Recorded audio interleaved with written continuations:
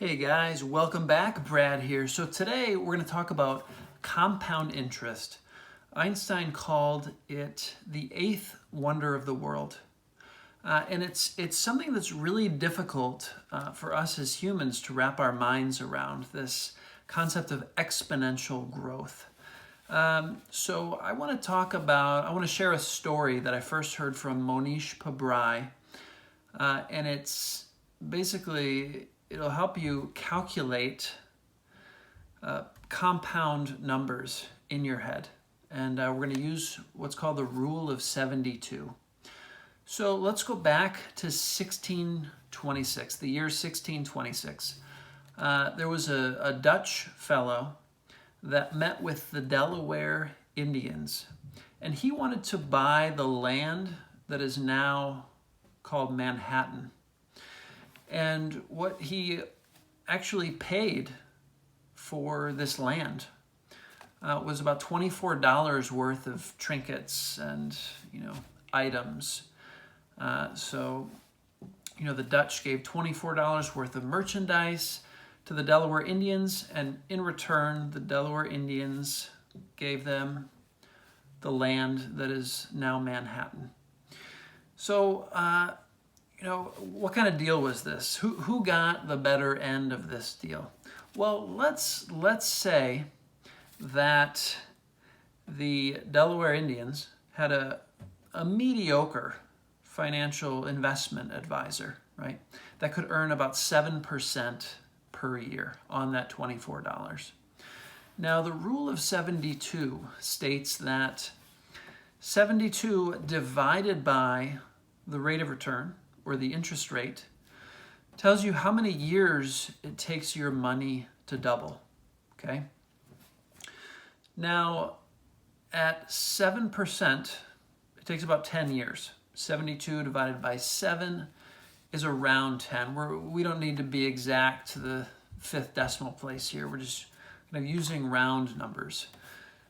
So it takes 10 years for the money to double at a 7% return.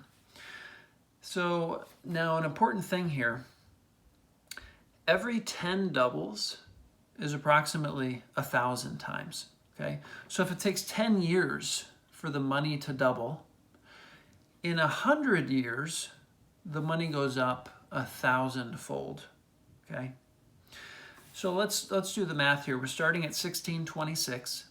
So by the time we get to year 1726, it's been 100 years. $24 is now $24,000. Let's go to 1826.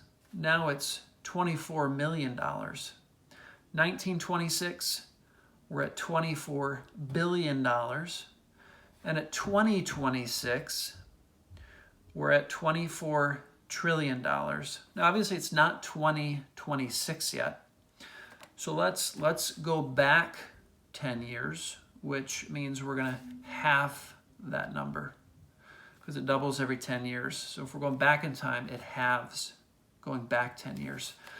So 2016, the number is $12 trillion. We're in 2020 now. So it's somewhere between 12 and $24 trillion. If the investment advisor for the Dutch Indians is able to compound this $24 at 7% per year. So 12 trillion in 2016, 24 trillion in 2026. Let's say we're at about $17 trillion, okay, in 2020. Now, it's estimated as of 2018 that the land of Manhattan is valued somewhere around $1.7 trillion, okay? Now, that's interesting. So you'd think the Dutch got a great deal, right? Oh man, they got the land for $24 worth of merchandise. But what's interesting is that if the Delaware Indians had a mediocre investment advisor who was able to grow that $24 at 7% per year for, almost 400 years, 394 years, that $24 would now be at $17 trillion, which is 10 times the estimated value of the land of Manhattan.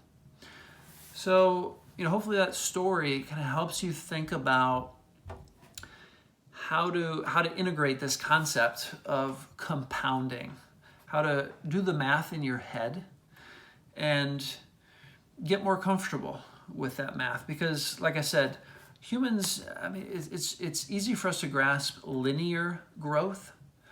It's actually interesting. We're in a time where there's this virus out there, right? And there's a lot of similar properties in terms of compounding between investment and this viral spread, where the virus, the number of people who turn up with the virus is doubling, every certain period of time. I think initially it was like 2 or 3 days the number of cases were doubling. And people weren't super concerned about that yet, right? Because in the early days, doubling, if you're going from 1 to 2 to 4 to 8, it doesn't seem that scary, right? It's still a very small number. But once you double, you get into 10 doubles or 20 doubles, now you start to see some exponential growth in the numbers. So that's all I wanted to share, guys. Just help you do the math in your head. Rule of 72, 10 doubles is 1,000 times.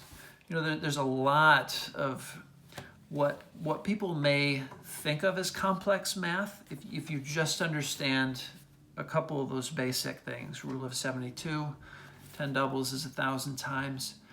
You can really impress your friends if you just grasp those few things. And you can kind of understand the power of compounding better if you're able to do that kind of math in your head. So that's all I wanted to share, guys. I hope you learned something. And I hope you've found some investments that are compounders, because when you're able to find those and just leave your money there, one of the best examples is Berkshire Hathaway. Since it was founded till now, the numbers in terms of how wealth has compounded, if you were to put $1 in when that was started, it's just staggering. So that's it, guys. Thanks for being here.